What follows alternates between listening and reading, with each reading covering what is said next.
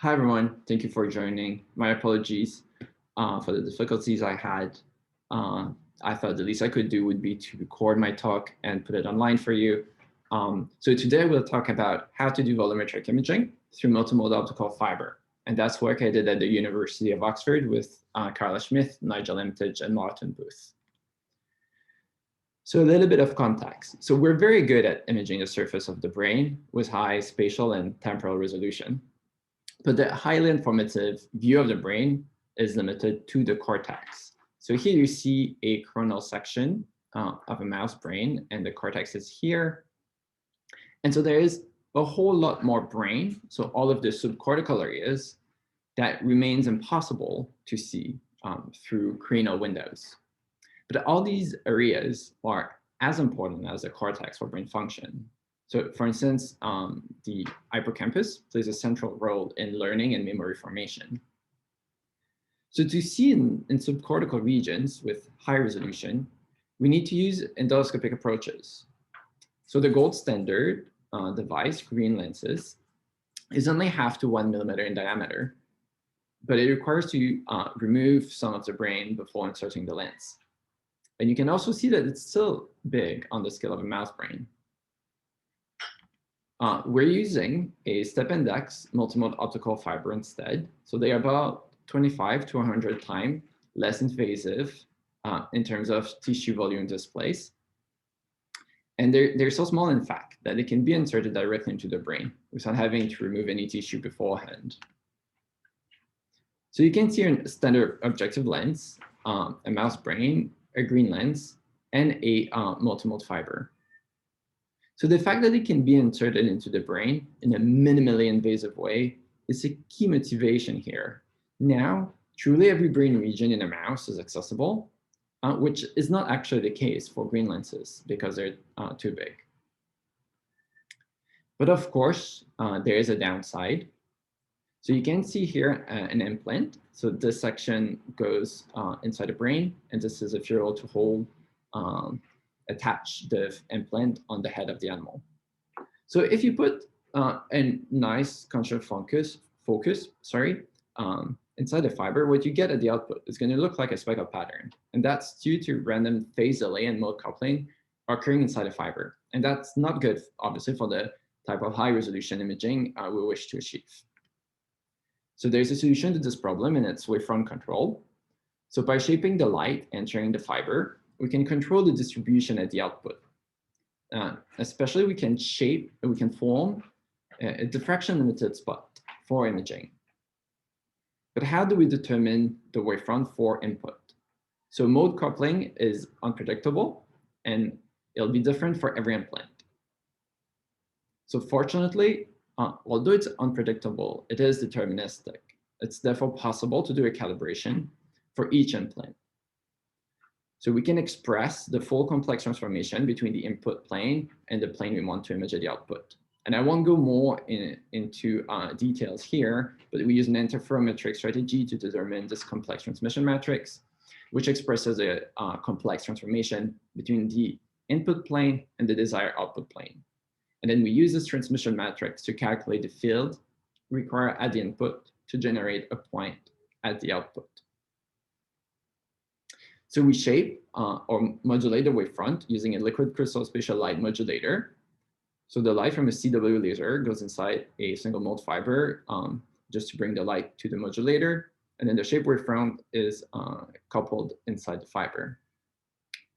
When we do the calibration, we image the output onto a camera, and we record thousands of images to characterize the transformation with different inputs. We need also to have a reference beam because we want to characterize not just the intensity, but also the phase of the field. So just for clarity, if you just put any random pattern on the modulator, you get a speckle-like output.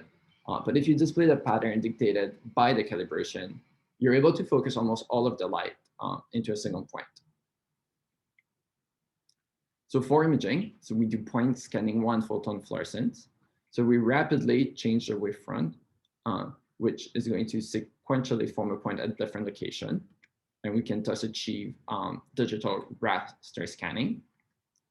And this is a maximum intensity projection of a subset of points. And you can see that we can generate a relatively uniform focus everywhere in the field of view.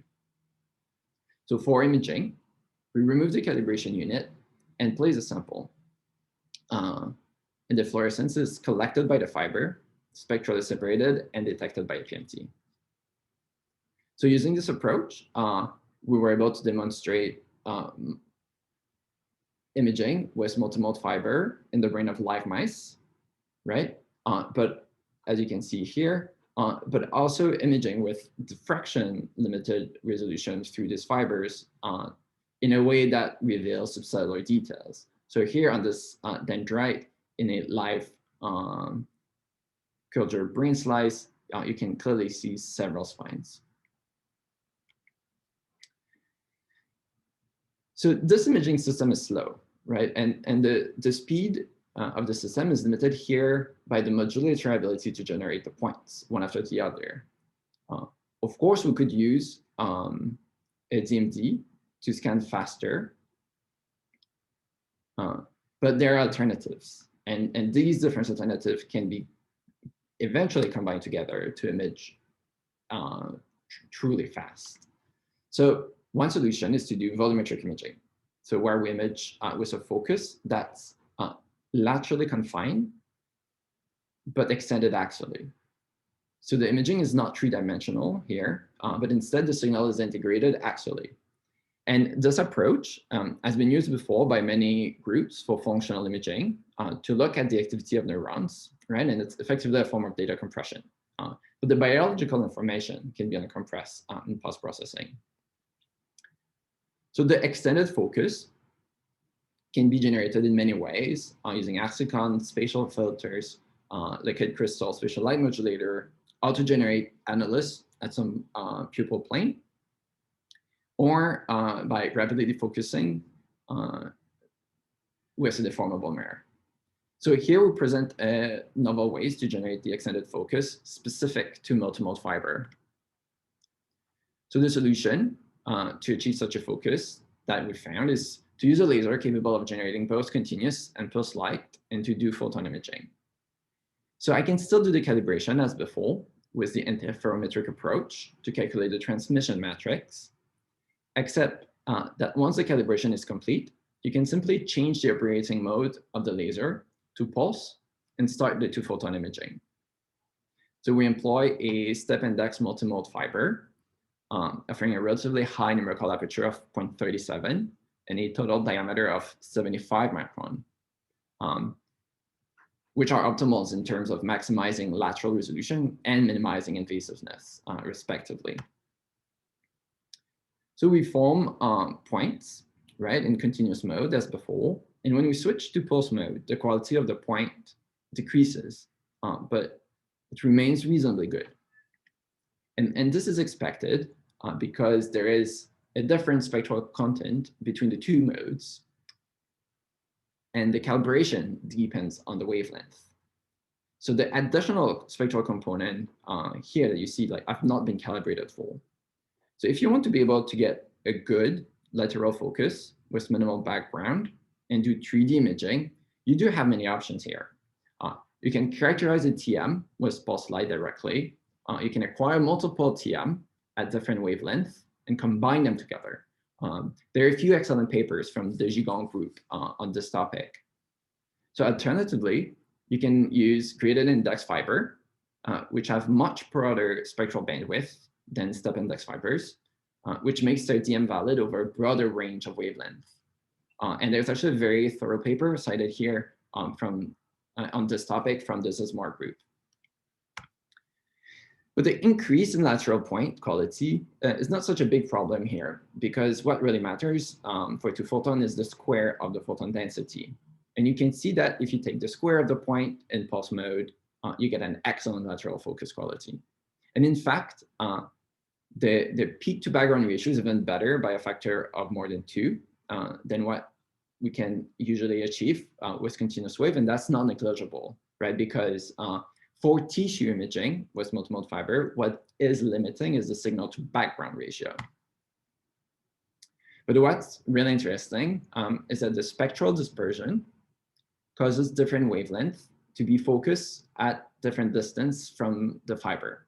And that's effectively produces an elongated focus. So the axial full width F maximum goes from 14 to 30 micron. But also, what is important is that the full width F maximum is constant along the axial dimension.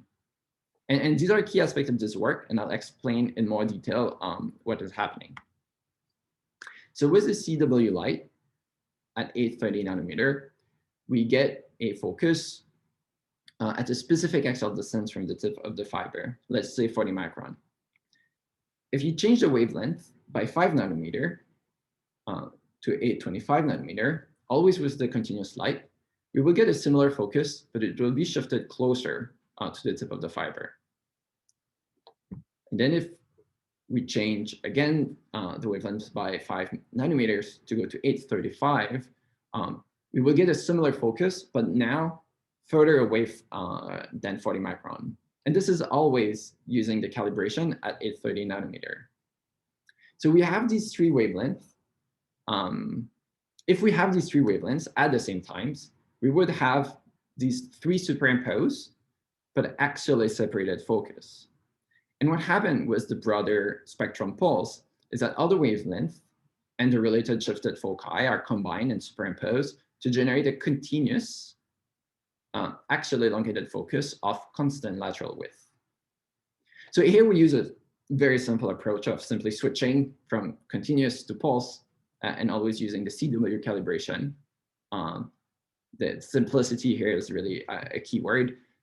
But more advanced engineering and shaping along the axial dimension, can be achieved. And this whole thing can also be understood as a fiber, introducing chromatic aberration, of which we take advantage to generate a long focus. So with microbeads, we get a very good image quality, and we see that the diameter of the bead, if you look in this axial lateral reconstruction, is constant as a function of the distance from the fiber. And that's exactly what we want for volumetric imaging. Now then we turn to the desired application to image brain slice, cultured brain slice of the hippocampus, and we were able to visualize cell bodies and apical dendrites. These were the first image of live neurons with 2-photon imaging with a multimode fiber. We're also able to visualize finer structures. So you have the apical dendrite, and we have some branching smaller dendrite. So here the image quality is limited by the laser power. So we only had 10 milliwatt at the sample. It was spread axially.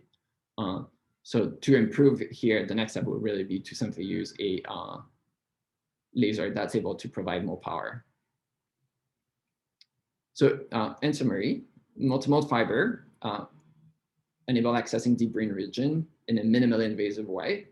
Wavefront control enable diffraction limited imaging of live cells. And the extended depth of field focus can be generated by controlling the spectral composition of the pulse, or equivalently, the TM composition. And again, I'm sorry about all the inconvenience caused, and we need to thank Nigel Imtage, Martin Booth, and especially Carla Smith for their help in this project.